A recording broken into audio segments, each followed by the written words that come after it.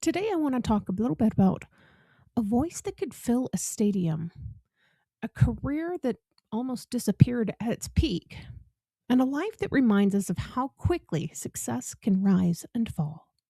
This is the story of Roy Hamilton, born on this day in 1929, April 16th. He's a man whose sound helped to bridge gospel, pop, and rhythm and blues at a time when the music world was changing fast. Let's start at the beginning. Roy Hamilton was born in Leesburg, Georgia, into a family of sharecroppers. Life there was definitely not easy. Work was constant, money was scarce, and opportunities were limited. His upbringing was very similar to the last man who was ever executed by the military. If you missed that episode, definitely go back and listen to that one. But even in this environment, something remarkable stood out very early on: his voice. By the age of 6, Roy was already singing in church choirs, not just participating, but standing out. People noticed. In small churches, voices matter.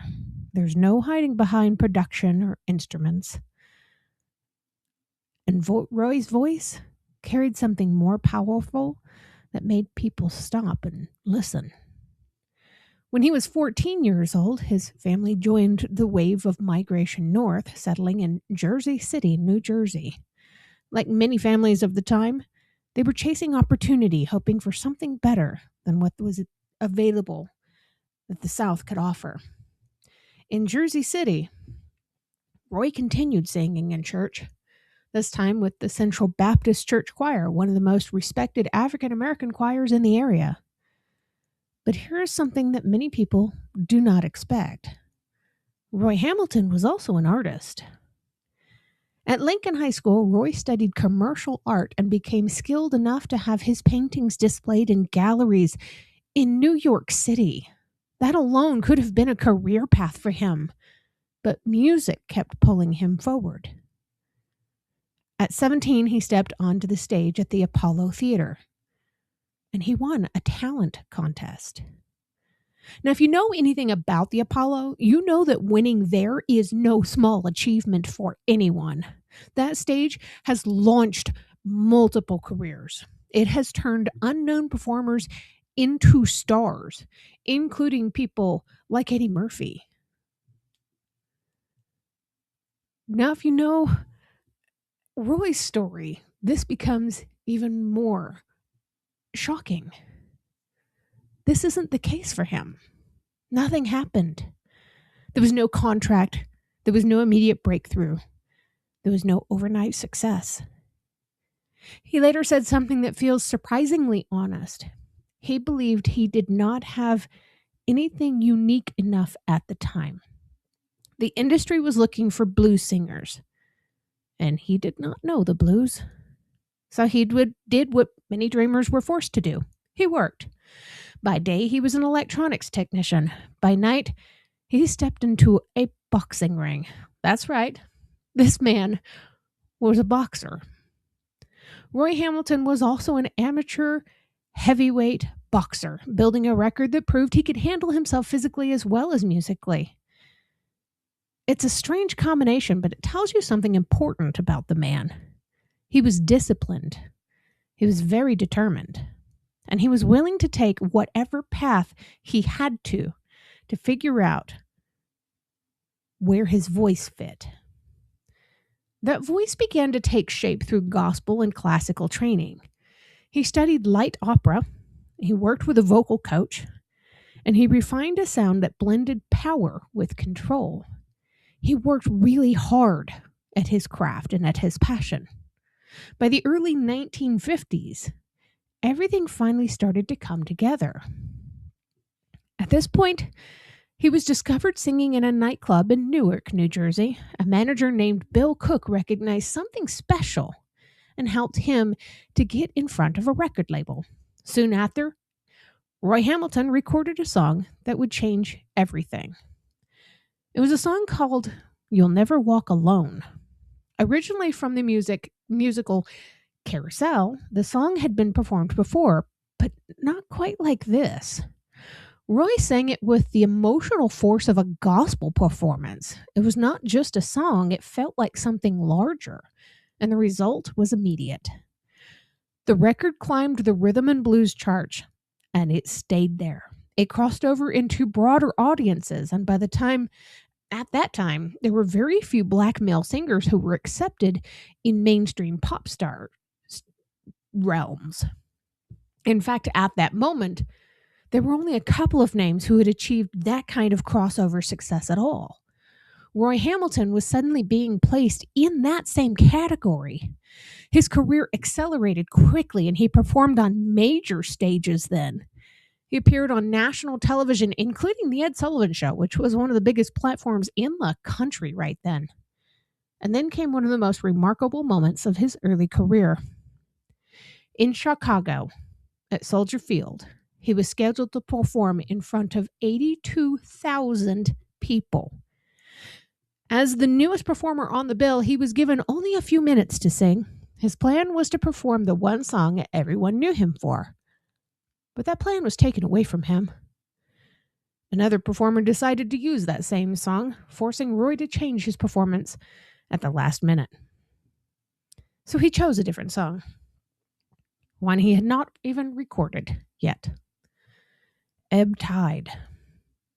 He stepped onto the stage and delivered a performance so powerful that by the time he finished, the entire crowd of 82,000 people were on their feet. They were applauding and they were shouting and they were demanding more. Roy had to be called back out just to calm them down. That performance turned into another hit record and cemented his place as a major voice in American music. Everything was moving in the right direction. He was achieving his dreams. And then suddenly it stopped. At the height of his success, Roy Hamilton stepped away from his career. The reason was a serious lung condition that left him physically and mentally exhausted. He announced an indefinite retirement from music. Can you imagine that? You're rising. Your voice is reaching more people than ever. Doors are opening. And then your own body forces you to step away. While Roy Hamilton was gone, the music industry changed.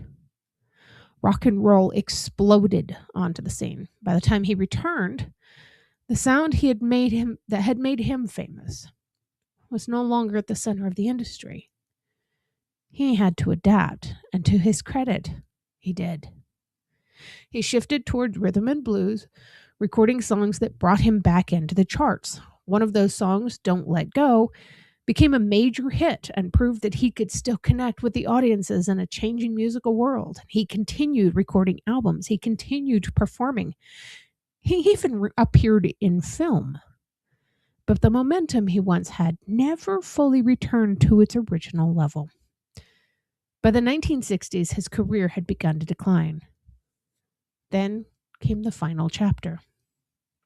In 1969, Roy Hamilton suffered a massive cerebral hemorrhage at his home in New Rochelle, New York. He fell into a coma, and he remained there for more than a week. On July 20th of 1969, he passed away. He was only 40 years old. And in one final sobering detail, despite all of his success, Roy Hamilton was in serious financial trouble at the time of his death. His family had to seek assistance to cover the burial expenses. Other artists step in, including Elvis Presley, who respected Hamilton deeply, is said to have covered his medical bills and his funeral costs. There are many photos available online of Roy Hamilton with Elvis Presley. The two were close. But this is a quiet ending for a man whose voice once filled arenas and stopped crowds in their tracks. Roy Hamilton's story is not just about talent. It's about timing and it's about resilience. It's about deciding on a route, deciding on your passion, and following it no matter what. And it's about how quickly the world can change, even for someone at the top of their game. What do you think mattered more in Roy Hamilton's story? Was it his incredible talent? Was it his ability to adapt when the industry changed? Or was it the timing that both lifted him up and pulled him back down? I really want to hear from you on this one. This one hits home for me in a personal way. And as always, if you enjoy stories like this, please make sure you follow the Facebook page and subscribe to History Happens so that you never miss the next episode.